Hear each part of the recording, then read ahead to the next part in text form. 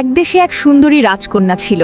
সে থাকত 5 তলা এক অপূর্ব রাজপ্রাসাদে। তার চুল ছিল রেশমের মতো লম্বা আর ঝলমলে।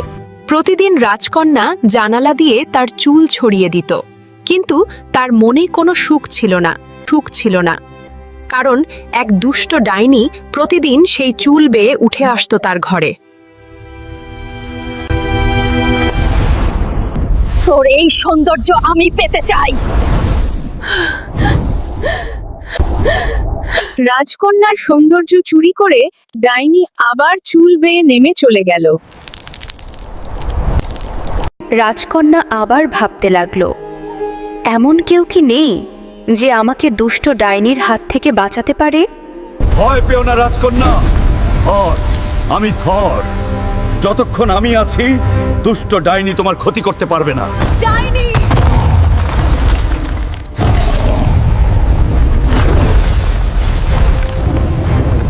হয়ে গেল।